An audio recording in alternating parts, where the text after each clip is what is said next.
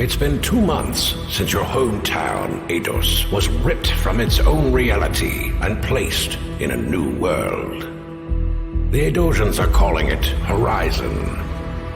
Untamed and uncharted, it presents both risk and opportunity for all. Rangers, mages, and warriors all eagerly answer the call. Not all who have gone in search of fame and fortune have returned. There are many dangers lurking in the dark. Horrors from other dimensions summoned to Horizon as you were. Still, there is hope. There are friendly faces in Eidos, always willing to aid you in your journeys. And in the back of your mind burns the unanswerable question: who brought Eidos to this strange place called Horizon, and why?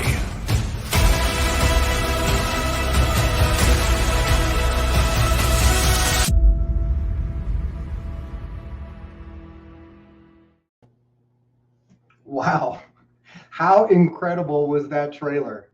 And how hyped are all of you for the launch of one of the first complete Web3 games, Dragon's Crossing? I mean, I got to tell you, I can speak for myself and the rest of the team when I say it has been a huge challenge for us to keep the game under wraps while we developed in stealth mode for the last year. So finally, though, we're here and we're able to share with you what we've been working so hard on for this long time. So to introduce myself, my name is Granite. I'm a core team member advising on legal matters, and I wear a lot of other hats too, which gives me the privilege and the opportunity of moderating our inaugural town hall session for you today. So before we get started, I want to ask everyone watching on the stream to do 3 things. First, let's like and retweet this stream. Let's get the word out. Second thing, let's follow the Dragons Crossing Twitter to stay up to date with all Dragons Crossing news. And the third thing, please join us on Discord using the link provided in our tweet. Now that's going to be important here for the reason that you're all here, which is the first of many town hall sessions leading up to the launch of our game in May. So to answer your first question, game is going to be launching in May. One of our core values is transparent and frequent communication. So this will not be the last time you hear from us before the launch of the game.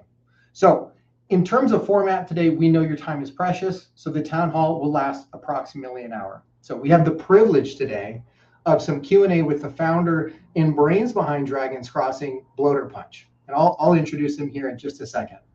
So after the questions that I have teed up for Bloater Punch, we will be saving some time at the end of this town hall for questions for the community. So to submit your questions, please join the Discord and type your questions in the town hall-questions channel. And we're going to select and try to answer as many questions as we have time for today. So any that we can't get to today, we will answer in the next town hall. And speaking of the next town hall, as a preview of that next week, the next town hall will include the broader Dragons Crossing team, including our 2 other co-founders, Sandwich Punch and Baby Punch, and other core team members such as the Brown Gent, Matez, and others. So we've got an incredible team, and we're excited to bring the full team together with you next week. So without further ado, I'd like to introduce one of the smartest, most creative, and most dedicated people that I know, Bloater Punch. I mean, this guy, he does it all, truly. He's a tech analyst for a Fortune 100 company, has an MBA. He's even a professor of analytics at an undergraduate institution. And he's been leading and has assembled the Dragons Crossing team, an incredible team, over the last year. I mean, I don't know how he does it all. But with that, let's welcome to the stage Bloater Punch. Hello, thank you for having me. Excited to be here. Love the picture of the bison behind you. Really sets the stage here. Very thematic. Thank you. Yeah, thank you. Well, awesome. Let's jump right into it here. You've been in crypto for a while. Tell me about your kind of background, your journey in crypto, and how the last few years been for you. I know it's been kind of a roller coaster for most of us. So tell us a little bit about your journey in particular. Yeah, so I got involved in crypto because Sandwich Punch brought me into DFK, towards the beginning of DFK. And that was my first crypto experience and kind of got hooked from there. And so did a lot of different projects, got rugged, made some gains, the whole process. But overall, kind kind of my starting point was DFK through Sandwich Punch, who I knew personally from college. Awesome. That's exciting. So you've been in the ups and downs. You've been in a lot of different projects. What made you decide, hey, you know what? Through all of that, I'm going to jump right in there and try to do something of my own. Yeah. So, I mean, we're on all these projects, and some of them are actually really good, but most of them are pretty bad. And, you get burned and you see a lot of people getting taken advantage of. And we thought, myself, the co-founders, I think we all had a very similar thought, which was like, we could do this better. We could do it right. And so kind of our internal mantra is to do things differently. And we'll talk about that during the stream. Like, well, what is this? What is different about this project over any other? And we'll hit that. But the reality is we really felt like there was space for disruption in Web3. We felt like there were a lot of projects, essentially either rugs or cash grabs, that had no real intention to make anything sustainable or long lasting. So that's kind of what drew me to the space, was the fact that I looked at it and thought, hey, we could do this and we could do it better. And we could do it in a way that we could create a sustainable environment, a real Web3 project. Yeah. Awesome. So a real sustainable Web3 game here. You mentioned with respect to the team, what are some of the attributes, or what are some of the things about the team that you feel give you an advantage or enable you to create this successful project, this successful game? Yeah, so I think I really, really, truly believe, and I know most projects would probably say this, but I believe it and I feel it every day as we interact. But I believe our team is a competitive advantage. So many of you know, for example, Sandwich Punch from DFK, maybe Baby Punch as well. We used to run the Integral podcast, but these are fantastic people. We've got Matez, we've got the Brown Gent, who's just phenomenal from a marketing perspective. We've got Granite, who's this amazing, real life lawyer who's helping us navigate crypto legalities. And then all these people come together. And then when we have strategic or gameplay or other conversations, it's magic. It's lightning in a bottle. So I think at the end of the day, there's many linchpins, which is what makes projects hard. But I think one of the probably biggest keys is hiring the right people and having the right team. And I really do believe we have the right team. We have the right people in the seats on the bus. And so we've got huge momentum from a team perspective. Awesome. And what can you tell me about the devs on the team? I'm sure a lot of people are interested to hear about that. Yeah. So so we have 3 primary devs. We have a front-end dev named Deltoid Punch. And then we have 2 back-end devs. One of them is D, and one of them is One Punch. And you will see Deltoid Punch is already on our Twitter, so you can see a bio about him. He's face doxed. And then you could also see D, and I hadn't seen this particular image of him, but he took a selfie, and you made this comment, but it's like an Indiana Jones vibe. I really liked it. So those are our developers. And I really believe we hit gold. We got very, very lucky in the people we're working with. So I saw some questions from the town hall Q&A, and one of them was like, are you outsourcing it, or like, how are you managing the devs? The devs are managed essentially by me. I'm on calls with them constantly. And then D is kind of the lead architect. And hopefully someday he'll agree to come to a town hall, but he's been the lead architect for some time. And he's just fantastic. He's so easy to work with. He's got a great attitude, great personality. So we've just been super lucky, is I guess the way I'll put it from a dev perspective. Awesome. Sounds like you've got an incredible team assembled here, and as you said, the right people to do a great job. So tell me a little bit more about Dragons Crossing, right? Like how is it different, right? You told me how the team is different and how we feel like that's a competitive advantage, but how is what you're building different? Yeah. So again, that mantra, do things differently, is super important to us. And there's a list. We could go through it. I'll start at the top. One of them is like, we're face doxing right now. I've been on projects where I don't even know if there is a founder or if there's just like a dev in like a dark room somewhere stealing my, cryptocurrency. So I think just face doxing, trying to be transparent, trying to add legitimacy to the project. Everyone on the team has a full-time job. So no one, and some people might say, well, I want you working on Dragons Crossing. But the other side of that is none of us are really receiving any compensation. Our whole upside is the project success. So there was no short-term incentive to do anything but build, because all of my incentives, your incentives, everyone's incentives are really focused on building the project and making it work. And we all come from industry. And so I think that's good. It provides a really flavorful team environment. It's diverse and it's helpful. So that, those are some differences. Another huge difference is an actual product at launch. So we're all familiar with this. The typical Web3 model is create an NFT, mint the NFT with some marketing hype, and then hopefully you can develop for the next 1, 2, or 3 years and come to market with something really special. And by the way, in the meantime, you might have additional mints. So we flipped that model on its head. We went to private investors, raised funds, and then put together a great team. And now when we're marching towards launch, which we just communicated in the trailer, May 2023, we already have a game. We have a product. We're ready to go. So again, I would succinctly summarize that as product at launch is a big deal and is not something I see in the space as very typical. Got it. Sorry, I can keep going. I could keep. Yeah, no, you're on a roll. Keep going. Okay. Another one is sustainable tokenomics. So I think we've gotten used to what most would call Ponzi-nomics in the space. And Ponzi-nomics essentially looks like, if I show up early, I'm usually pretty good. If I show up late, I'm probably someone's exit liquidity. And we all love 20,000% APRs, right? That feels great when you go to a traditional bank and they're like, hey, I'll give you 1 or 2% annually for your savings account. So we love 20,000% APRs. But what that really means is we're going to emit so many tokens that there will be more tokens in circulation than there will be tokens in the liquidity. And eventually there's going to be immense sell pressure as growth tapers off, and someone's going to be left holding a lot of tokens. And so we're doing a completely different approach. I think it's disruptive. I think it makes more sense. So sustainable tokenomics is massive.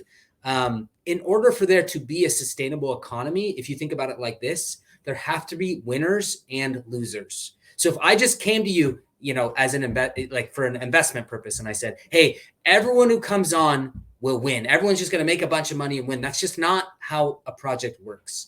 And so instead of going that DeFi massive APRs route, we made a game instead, and we want to back that game with really sustainable tokenomics that make sense and that are transparent. So again, I'm going to say sustainable tokenomics is a huge part. And then another part is some projects launch with what they call a project, but it's like a rock, paper, scissors simulator. So our project is an actual game, and it has actual gameplay. There are choices that you have to make. And all the decisions we talk about, whether it's tokenomics or any of the other structures or mechanisms we have in place, it all points to gameplay. This is a game first. And so I'll end this question. I know that was kind of a rant, but I'll end this by saying the game is fun, right? So all the decisions we've made to this point is ensuring that it is a fun experience, that people actually enjoy engaging with the project. Awesome. That sounds exciting. So to sum up, to touch on a couple of the points you just made. So if I understand correctly, you're saying, look, this is an actual complete game at launch. That's right. Can you give me like an analogy? Does that mean, hey, we're going to have like a couple of features done to begin with? Oh. Hold on. My phone is going hamskis here. It's No the Discord. The Discord is like pinging me a bunch.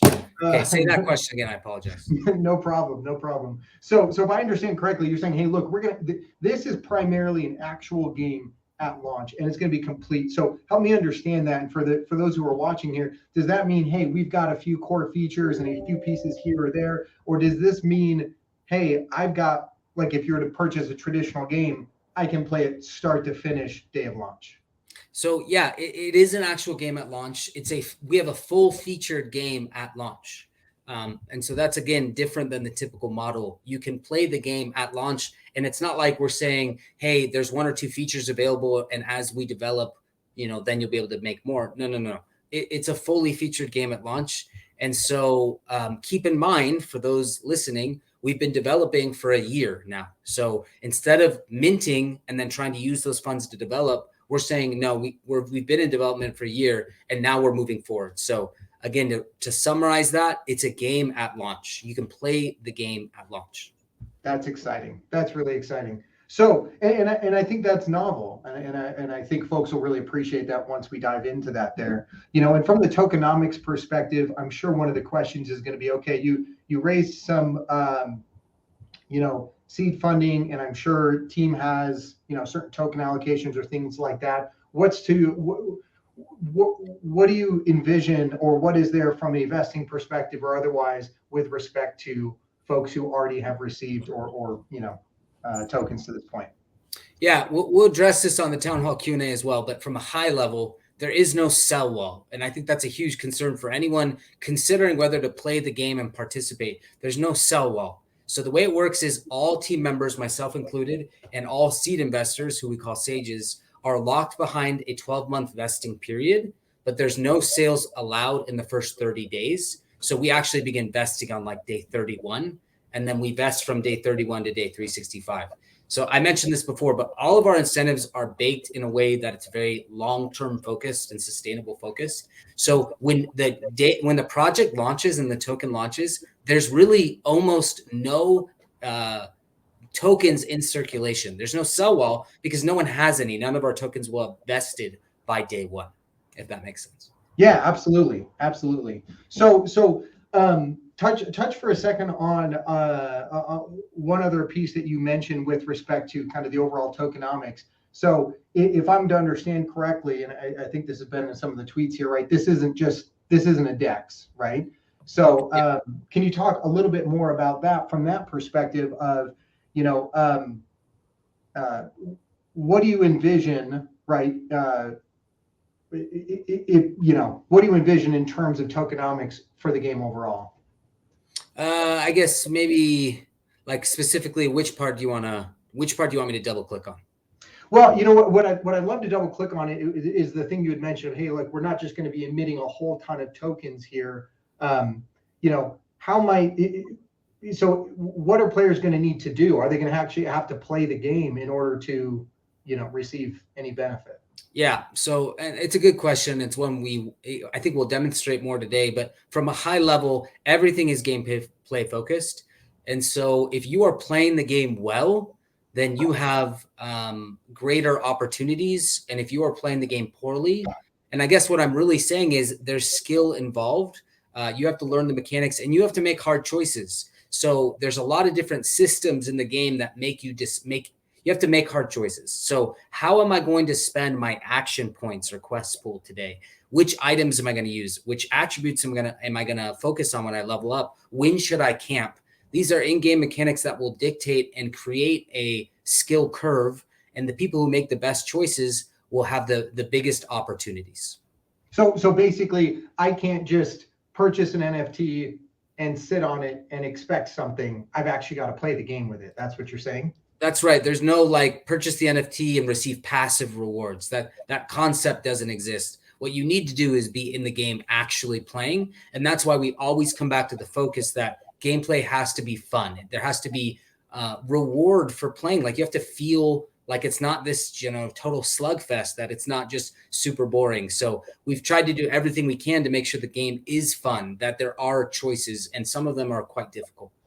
Well, touch on that for a second, if you wouldn't mind. What are some of the features of the game, in terms of artwork or audio or different things like that you think might make this a really fun, engaging experience? Sure. So some of you probably were here when the town hall was launching, and we've also sent out tweets about this, but we have an original soundtrack done by a very talented composer. I've included that in a couple tweets, but we can call him out afterwards. I forget his exact Twitter hashtag, but each zone, there's 5 playable zones in the game. Each zone has its own unique soundtrack. And I'm really proud of our music. And I think it's just amazing music. And some of you heard that as you were waiting in the town hall. We paid professional voice actors to voice both monsters and heroes. So while you're playing the game, you're getting what I call texture, which is just the overall experience is gratifying because there's a lot of polish and, like I said, voice acting and music. The art was done by Domino Sejin. I don't remember exact. I think that's her Discord tag in our Discord.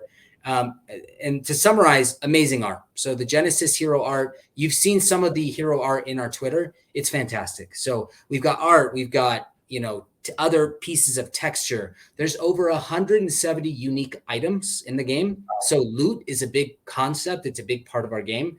And then on top of those 170 items, there's an entirely different rarity system imposed. And so you could find 12 daggers, and none of those daggers would be the same. And some of them would be really strong, and some of them may be weaker. So there's a huge emphasis on loot. There's a huge emphasis on, if you are in the game, you may even find NFTs you could trade or sell or develop yourself. So all of it comes back to, you need to be in the game and you need to be making good choices. That's awesome. That's really exciting. And yeah, just to call out, even this artwork behind us here, this is that artwork from Sejin as well, which is fantastic. Right. Just to give you a little taste of what we've got. So it sounds like from that loot system, a little bit Diablo-esque in that there's different rarities, but there's also, you're rolling for each item as you found it. Is that kind of an accurate analogy? That's exactly accurate. Yep. Awesome. And what can you tell me about it from a story perspective, right? Is this just kind of a light on the story, or what did you guys do from a lore perspective? Yeah, so part of a game being fun is it is immersive, and part of immersiveness, as I've mentioned, is music and voice lines, but part of that is delivering effective lore. And there's big games that struggle to do this. It's not an easy task. So as you quest in the game, you will find additional lore encounters where you will be talking with a powerful figure named Acheron. And Acheron will deliver lore to you about, what are you doing here in Horizon, and what's the point, and why are you on these dumb quests? Like, sometimes we get into games and there seems to be no purpose, or the lore isn't delivered well. And there's obviously other games whose lore is just legendary. And so we've seen a lot of examples of effective lore. We've built lore around the game. So as you progress, you learn more about the world. And so I think the lore is pretty exciting, and we deliver that, I believe, effectively through our quest system. Awesome. So it sounds like you've got original lore, original art, original soundtrack, original gameplay and game mechanics. I mean, it sounds like a lot of work has really gone into this. Has that been, were you nervous when you first started this, a year ago, looking at everything you had to accomplish? Yeah, a year is a long time. And it feels long as someone who has been involved since the very first day. But at the end of the day, take all of it away, we're all, I think most, if not everyone on the team is pretty hardcore gamer growing up. And so I think at the end of the day, we saw the opportunity to create a game, which was really exciting. And we thought Web3 would be the best place to do that with the most opportunity. And so, yeah, at the end of the day, we're gamers, and we made an experience that we believe will be fun and gratifying to gamers. Awesome. Well, I mean, that all sounds really exciting. And I'm sure the community is stoked to hear this alpha and hear and see even that initial trailer, right? I think that hopefully gives everyone a perspective of the level of quality of execution we're talking about here. Switching gears a little bit from kind of the gameplay itself to the Web3 aspects of it. One of the questions I know I've seen in chat here is, all right, what chain is this project launching on? What can you share at this point? So we can't share anything. I will say we have had many meetings with many large chains. We have met with prominent chains. We have met with chains that you are all familiar with, that you engage with regularly, most of you. So we've met with those. I just think chain's such an important decision, and we can't rush that decision. And so we are being very selective, because I feel like the chain could have a huge impact or influence over our ability to be successful over both the short and long term. And so we don't want to make a decision where it's it'll help us secure a larger mint, but long term, there's really no opportunity. So we have to be very careful. I will say we're being very diligent about it. We're taking meetings. We're discussing it internally. I would expect us to have a chain announcement within the next 1 to 2 weeks. So just to provide some frame of reference, and that's not guaranteed. I mean, I have to, hopefully Sam doesn't get mad that I just said that, but I believe we'll have narrowed it down significantly so that within the next 1 to 2 weeks, we can announce that. Yeah, fantastic. That sounds exciting. Based on, without sharing anything confidential, based on how those conversations have gone, are you in reaching out to other members of the community, doing demos and things like that, what's sort of the response been to when you're sharing the game? Are they just excited that, hey, here's a really full-fledged game, or kind of what has that preliminary response been? So the initial response has been, I would say, very, very good. We've had targeted demos at large influencers in the space, and influencers kind of maybe the wrong word, but just people, prominent members of the crypto space who I feel like would be great to organically be involved in the project. So we've shared the demo with them, and the overwhelming response has been positive. Of course, it's not for everyone. I'm not going to claim that every single person who sees it is just bonkers, but I would say the grand majority, the great majority, are extremely excited and bullish once they see the demo. Awesome. That sounds really exciting. So I think from that perspective, it sounds like there's a lot of people who are really excited about this. I do want to address one elephant in the room. I know some of the folks who are on the stream right now are coming from the DFK community, and many of us have participated in that and are still very active in that community. There have been some questions or thoughts about, hey, is Dragons Crossing, just a clone? Is it competing with DFK? What might you say to folks who have some questions there? Yeah. So regarding DFK, a couple things. One, it's not a zero-sum game, so it's not like, well, because Dragons Crossing is a crypto game and DFK is a crypto game, only one can succeed. You already mentioned it. We're all DFK users and players. I got into crypto because of DFK. The fact that we're even in the same conversation as DFK, which to me is like the giant in the space, is always super flattering, and it's usually negative. But I mean, any comparison I think is awesome from our perspective. But yeah, to me, DFK is best in class. No project can avoid making mistakes. We're going to make mistakes. So it's not to say DFK is perfect or flawless. I'm sure if they had a time machine, they would probably do some things differently. But I do really believe in their team. I think they have fantastic people. And, we wouldn't be here. We probably wouldn't even have an interest in making a game if it wasn't for DFK. So overall, I have nothing but respect for that team. I don't think it should be an us versus them dichotomy. It should be as Frisky loves to say, or at least he did back in the day when he first launched DFK, which is a rising tide raises all boats. So we're going to hopefully participate in that rising tide, and that could be really good for DFK as well. Awesome. Thanks for sharing that, for addressing that. All right. So we've covered a lot of ground, right? We've talked about the gameplay. We have talked about the chain. We've talked about the overall tokenomics, and additional details will be coming out with respect to that as well.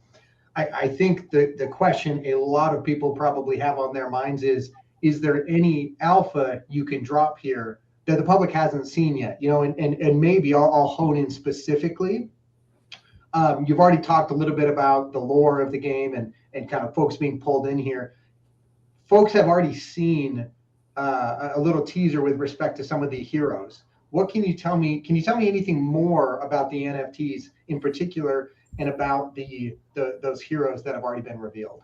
Yeah. So we've been teasing what we're calling the Rift heroes on Twitter. So here you can see there are 2 genders and 3 classes. You have the mage, ranger, and warrior. And each class has distinct skills they can learn and spells they can use. And these are Rift heroes, which means these are the heroes that actually are summoned into the game. They're not part of the mint. They're summoned into the game. Okay. So these are like stage 2 heroes. But we actually have a Genesis class, which will be part of the mint. And so that's what people will be buying if they decide to participate in the mint. So these are Genesis heroes. My favorite is the female mage, which is the top left. I think Sandwich Punch said his favorite was the female ranger, who is the middle. But overall, these are the Genesis heroes, and these heroes control the entire hero supply going forward. So what that means is, if you decide to summon a hero with a Genesis hero, you summon a Rift hero. And the only difference between Rift and Genesis is that Rift can't find new heroes. Rift heroes cannot generate new heroes. Genesis heroes are the only ones who can add to the hero supply. And the way they do that is questing. So everything, again, gameplay focused. So here you see a summoning shard. This is an item you can find in game. How do you find it? You keep questing. So as you quest, you may find a summoning shard, and then you can decide to potentially summon a hero with it. only Genesis heroes can find summoning shards. Now, there's still incentives for, there's still reasons for Rift heroes to play the game. And that goes back to, if you play well, there's opportunities. But ultimately, the Genesis heroes are the only ones who can add to the hero supply. They control the hero supply. Wow. I mean, the artwork on those first time reveal here looks incredible, I've got to say. What I also want to note here, just to confirm, you're saying Genesis heroes are the only ones who can summon additional heroes, and those will be Rift heroes, right? Yeah, the small clarification, this is almost semantical, but Genesis heroes are the only ones who can find summoning shards. So if you sent a Rift hero a summoning shard, they could summon, but only Genesis heroes can find summoning shards. Got it. And with respect to that overall hero supply, tell me a little bit more about that. Is this going to be pretty commonplace where there's millions of heroes out there, or what do you envision? Yeah, I think a big virtue of this system is it curbs hero inflation. We don't want there to be a million heroes. And the problem is, if there's a million heroes, it doesn't feel very good to find another hero.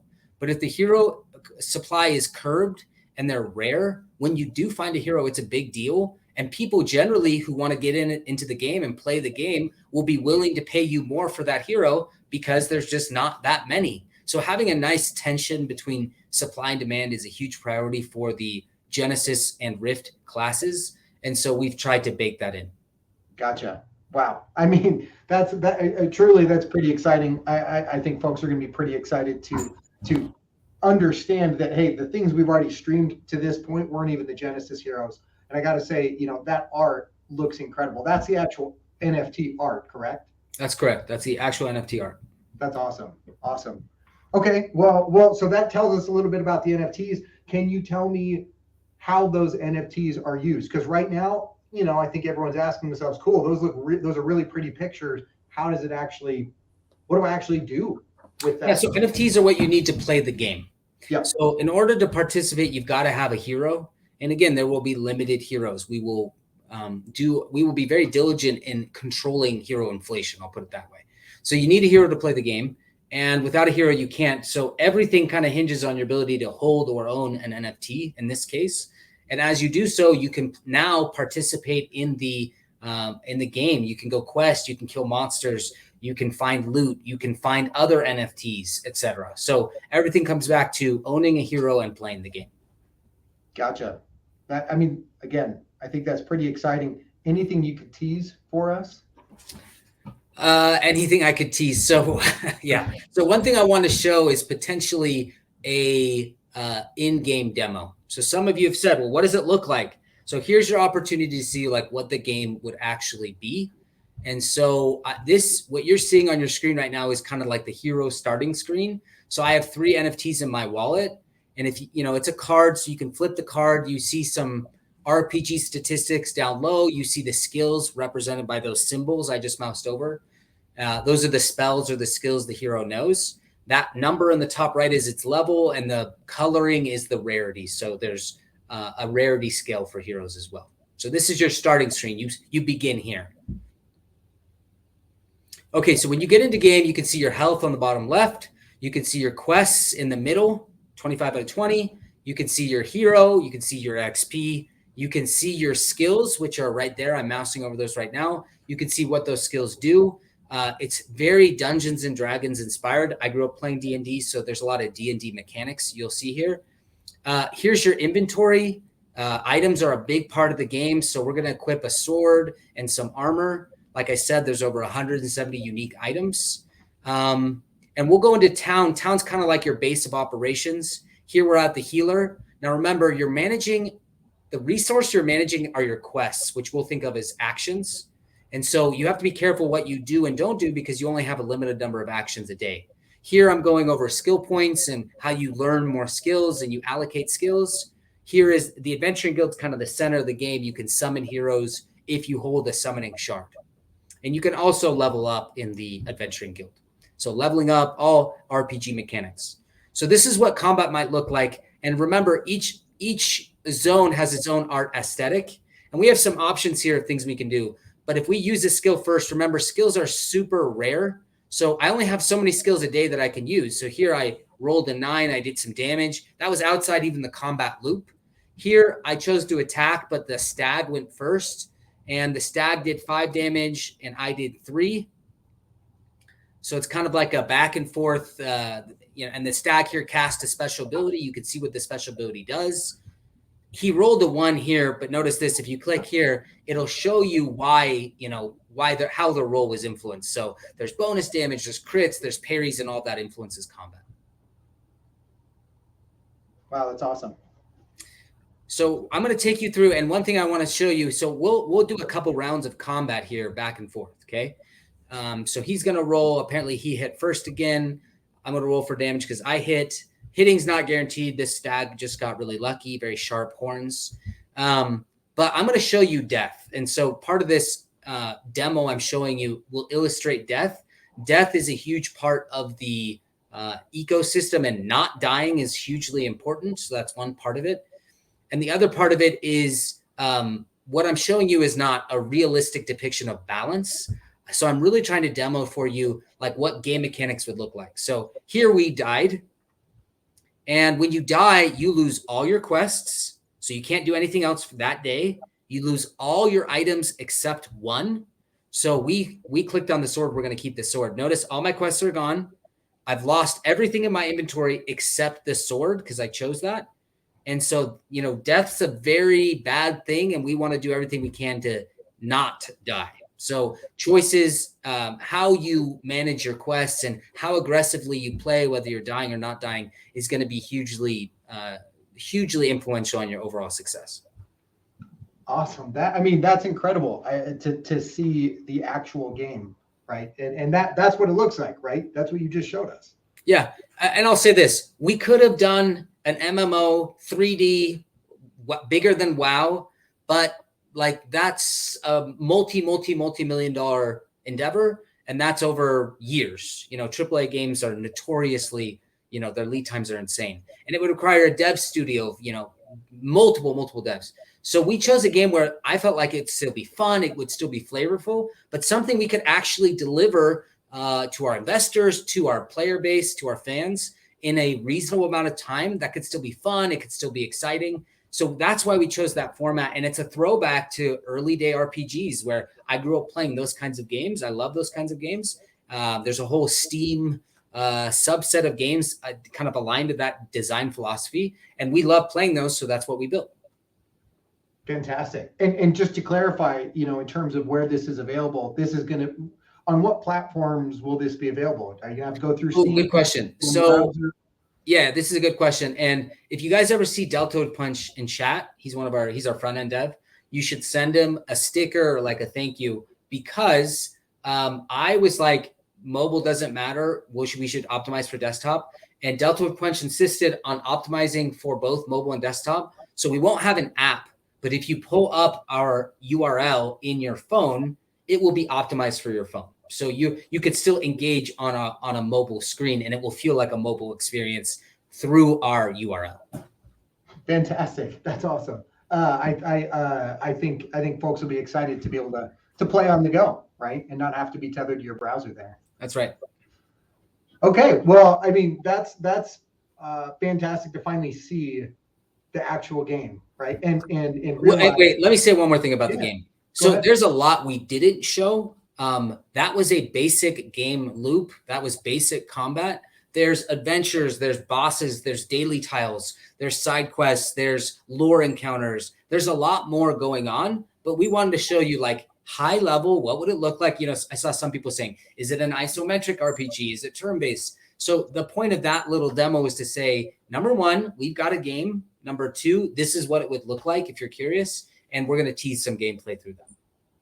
Great. So there's going to be additional gameplay teasers and content teasers down the road. That's right. That's right. This is just the tip of the iceberg. That's right. Great.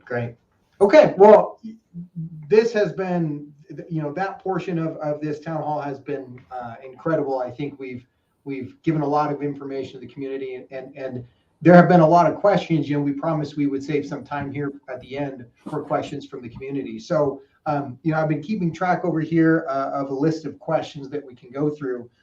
So if it's okay with you, I'll go ahead and just start ticking through some of the questions that the chat has has fed to us. That's right. Do it. Okay.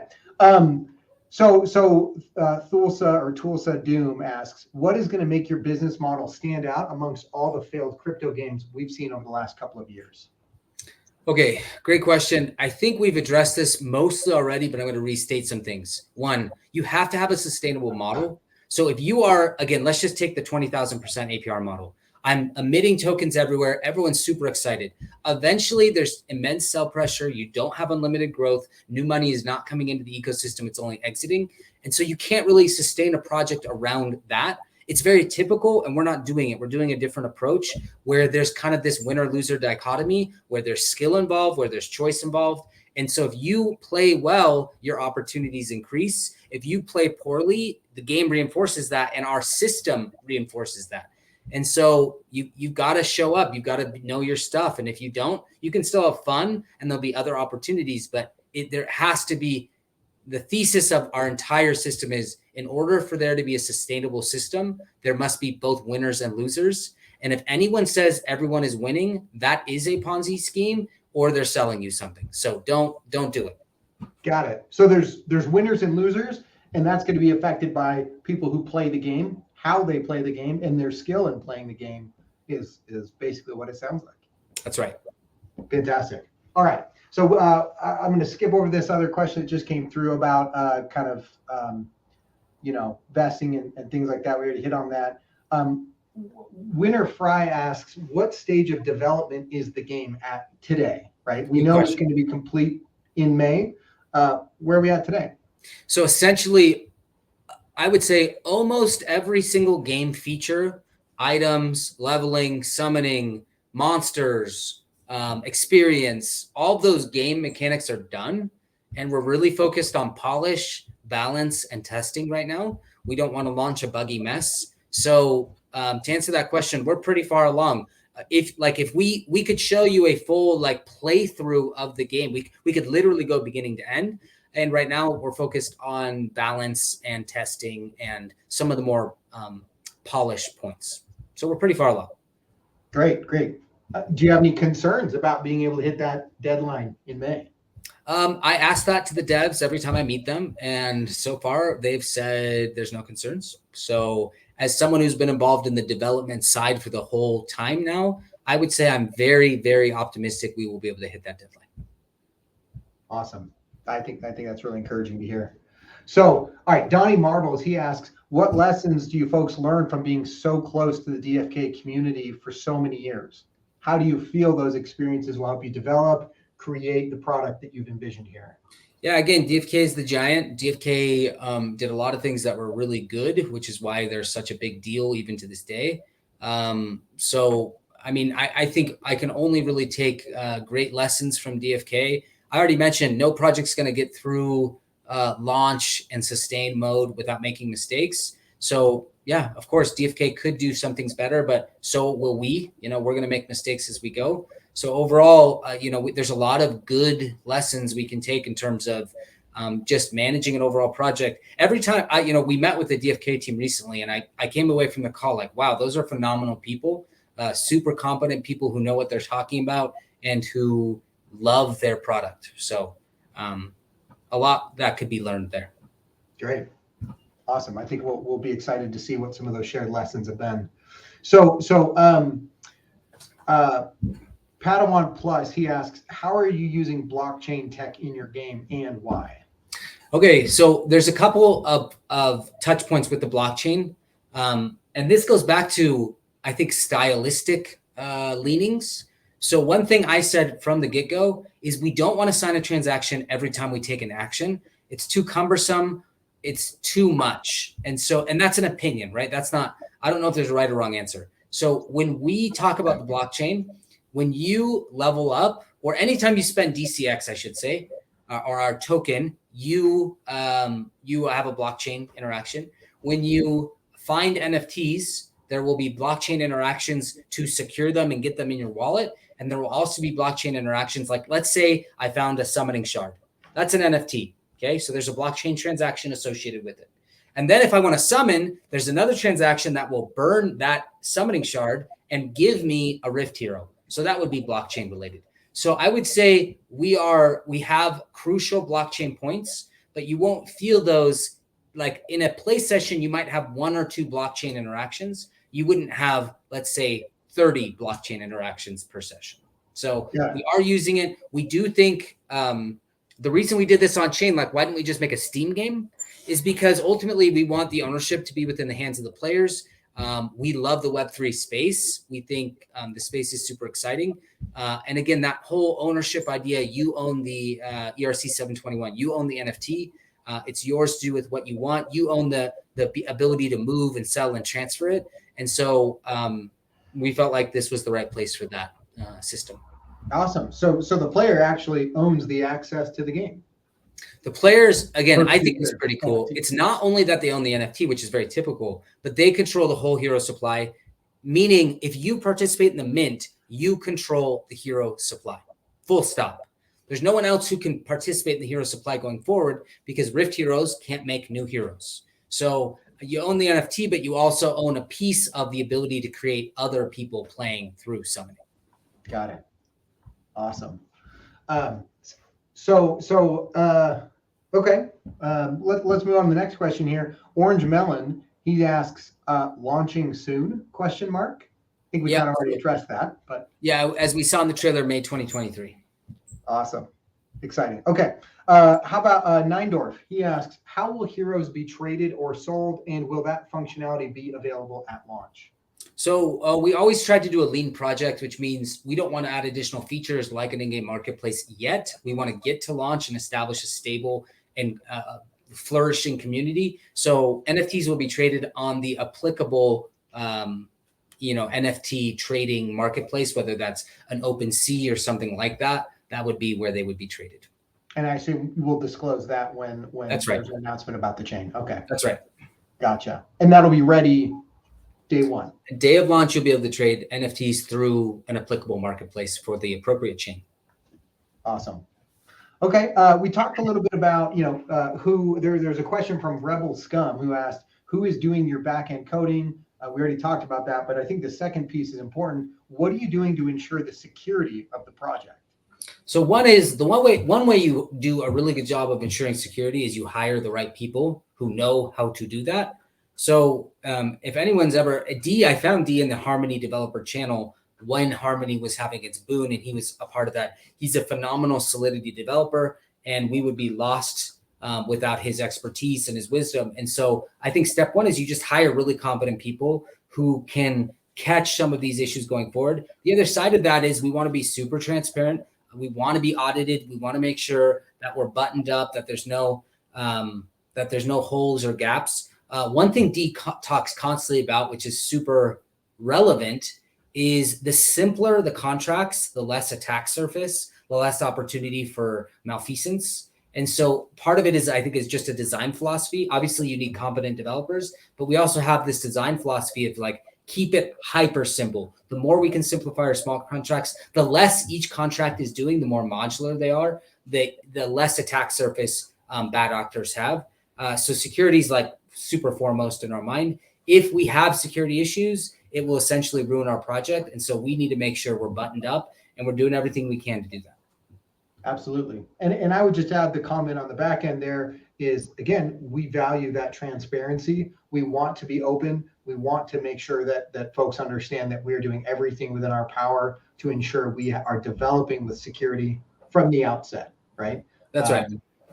And communicating openly and honestly about that. So definitely part of our overall, one of our core philosophies. Okay. Let's see. Hohen Hat asks how to get whitelist. When whitelist. So the Brown Gen's doing a phenomenal job on marketing, and there are opportunities for whitelists. I think we will actually do a whitelist giveaway here when Twitter hits 1,000. Let's see, we're at 989. When Twitter hits 1,000 followers on our Dragons Crossing Twitter, I believe there will be a whitelist giveaway through there.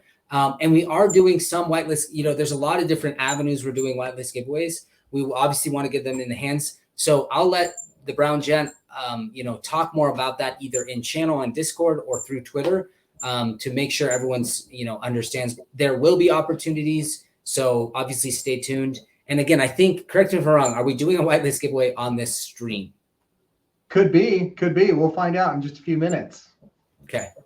Okay, maybe not. So, okay, Rebel Scum asks another question. Brown Gent is correcting me here. We will be announcing one here shortly, so stay tuned. No, wait. Asks, I'm going to call an audible here. By the end of the stream, I will have a different giveaway. So we will give away 2 whitelist codes today. Different giveaway. I'm just going to do like a little fun little trivia game in chat. So we'll do 2 more. For those who participated and stayed, you can find me in Gen Chat, and I'm going to do some kind of whitelist giveaway. So make sure just see me in Gen Chat after this stream. Awesome. That's exciting. Okay. All right. Okay. Rebel Scum asks another. We just have a few minutes left here. Let me actually just look at these. Rebel Scum asks, are you partnering with any projects to help drive acquisition?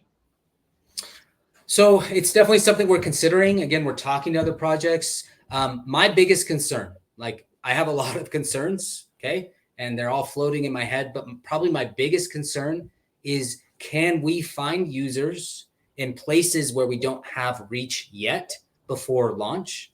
And that's why we brought Brown Gent on, because he's super talented, and Brown Gent has connected us with other people I think we'll bring on to run partnerships and acquisition. But I really, really think the crux of the, and of course we need a great product. We need a great team. We need sustainable tokenomics. We need all those things. But I think the number one concern I have is the ability to reach other audiences that aren't currently part of our base, or who don't see our Twitter posts, etc.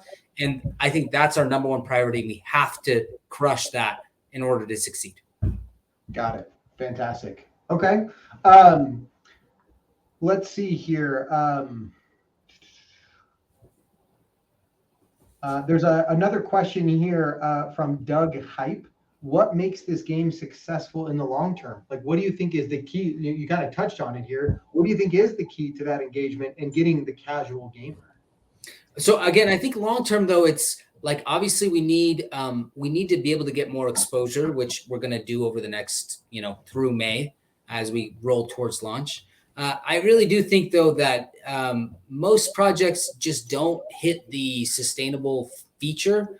It's always the same thing. We've kind of beat that one to death on this town hall. But so I think long term, obviously you need the right people kind of maintaining the project. But if you have sustainable tokenomics in the long run, things go well. People participating, people playing the game, things go well. Why? Because there's a sustainable system driving everything that's happening.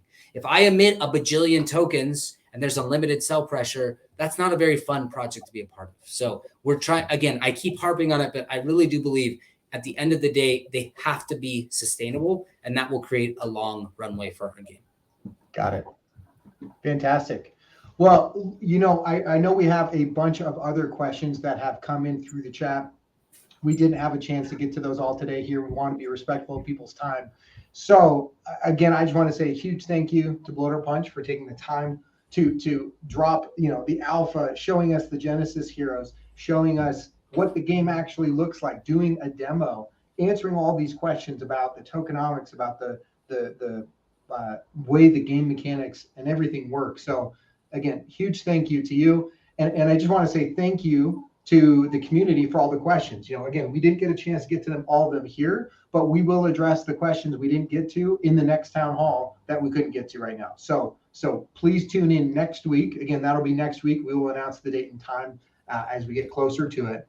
And if there's any Sandwich Punch lovers in the audience today, he will be on the next town hall. Okay, so you can get your Sandwich Punch fill next town hall. Exactly. Perfect. Okay. Well, let me turn over to a couple of last items here. First, I want to say, we had a whitelist giveaway with respect to those who retweeted and followed our Discord launch announcement.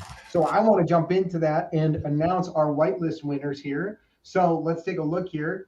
Congratulations to Jeff. Wait. So Granite, what was this for? What did they do to win these whitelists? They retweeted and they liked the Discord post announcing the Discord launch. Sorry, the Twitter post that announced our Discord launch. Jazz Crypto, way to go. Yep. DGen Raccoon and B-Boy Nomad. Congratulations. B-Boy. So we will reach out to you by DM via Twitter. If you do not respond within 48 hours, we will redraw your spot. So to the three of you, please go ahead and respond. As a heads up, for anyone who has won a whitelist spot up to this point, please take a look at the FAQ channel in the Discord, for instructions on how to claim your whitelist spot. I'm actually really excited about this. We developed a proprietary, super simple bot that manages that whitelist process. So it's super seamless, super simple. So anyway, head to the Discord, go to the FAQ channel, and follow those instructions to claim your whitelist spot. Again, congrats to the three who just won here. And preemptively, congrats to those who are going to win a couple of whitelist spots in the Gen Chat here. So keep your eyes open. So that's a wrap on our first town hall session. Again, thank you for joining. We will release key recordings of the key parts of today's town hall session for those who weren't able to join live. So again, please like, retweet, share that content as it comes out. And I really hope you've all enjoyed the alpha that we just dropped and are as excited as we are for the release of Dragons Crossing. So we'll see you next week. I'll see you next time.